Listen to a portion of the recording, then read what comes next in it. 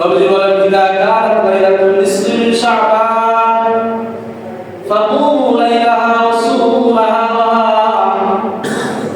হে আমার লোকেরা, যখন শাবান অর্ধরাত অর্থাৎ শবে বরাত আসবে, তোমরা রাত্রি জাগরণ করো, রাত্রি জেগে আল্লাহর ইবাদত করো, নফল আমল বেশি বেশি পরিমাণে করো এবং এর পরের দিন রোজা রাখো।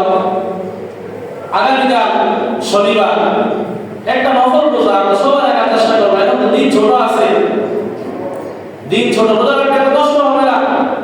রাসূলুল্লাহ সাল্লাল্লাহু আলাইহি ওয়াসাল্লাম এই শাবান মাসে বেশি বেশি করে রোজা রাখতেন।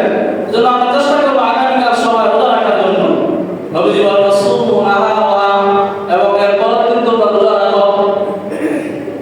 তো এই রাতে কেন আবাদত করবে? রাসূল বলতেছেন ফাইনাল্লাহ তাআলা ইয়ানজিলু ফিহা মিন গুরুবিশ শামসি ইলা সামাই দুনিয়া। কারণ আল্লাহ তাআলা এই রাতে প্রথম আকাশে চলে আসেন। আল্লাহ তাআলা প্রথম আকাশে এসে বান্দাকে ডাকতে থাকেন, আলা মুস্তাগফিরিন ফাগফিরুল্লাহ, হে আমার বান্দা বান্দীরা, কে আছো ক্ষমা প্রার্থী, জীবনে অনেক গুনাহ করেছো, অনেক অন্যায় অপরাধ করেছো, তুমি গুনাহ সরলে হাঁটু খাইতেছো, তোমার মাথা থেকে পা পর্যন্ত আপাদমস্তক গোনায় জড়িত, তুমি নিরাশ হও না, হতাশ হও না, আমি আল্লাহর কাছে মাফ চাও, আমি আল্লাহর কাছে ক্ষমা চাও, আমি আল্লাহ তোমাকে মাফ করে দেব। আল্লাহ বলতেছেন আলা মুস্তাগফিরিন ফাগফিরুল্লাহ, কে আছো জীবনে অনেক গুনাহ করেছো, আমি আল্লাহর কাছে ইস্তিগফার করো, ক্ষমা প্রার্থনা করো, আমি আল্লাহ তোমাকে ক্ষমা করে দেব। রব্বুল আলামিন আমার ডেকে বান্দাদেরকে বলে আলা মুস্তাগফিরিন ফাগফিরুল্লাহ, হে আমার বান্দা বান্দীরা, কে আছো রিজিকের অভাবে, অভাব অনটনের মধ্যে, বিপদ আপদের মধ্যে, তুমি আমার কাছে রিজিক চাও, আমি আল্লাহ তোমাকে রিজিক দিয়ে দেব। কার কি সমস্যা, কার কি প্রয়োজন, আল্লাহ বলে আমার কাছে চাও, আমি তোমাকে দিয়ে দেব।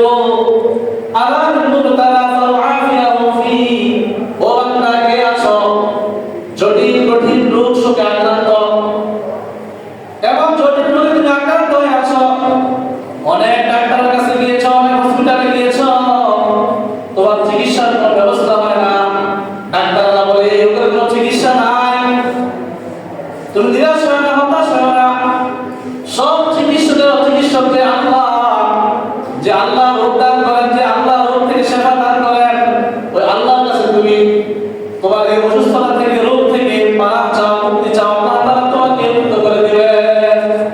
আল্লাহ বলে বান্দা অসুস্থ আছো, তুমি জটিল কঠিন রোগে আক্রান্ত হয়ে আছো, আমার কাছে তুমি এই রোগ থেকে মুক্তি চাও, আমি আল্লাহ তোমাকে মুক্তি দিয়ে দেব। আলা কাদা আলা কাদা হাত্তা ইয়াতু আল ফাজ, আল্লাহ বলতে থাকে বান্দা কি প্রয়োজন, প্রত্যেকটা প্রয়োজনের কথা উল্লেখ করে করে আল্লাহ বান্দাকে ডাকতে থাকে। এভাবে কতক্ষণ পর্যন্ত? মাগরিবের পর থেকে নিয়ে সূর্য ডুবার পর থেকে নিয়ে হাত্তা ইয়াতু আল ফাজ, সুবহে সাদেক পর্যন্ত আল্লাহ দুনিয়ার সমস্ত বান্দাকে ডাকতে থাকে।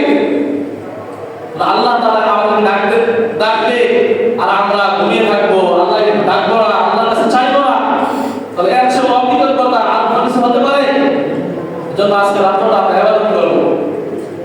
অনেক আমল আছে, আপনারা যে ওলামায়ে কেরামদের হুজুরদেরকে জিজ্ঞাসা করবেন যে কিভাবে আমরা আমলটা কাটাতে পারি।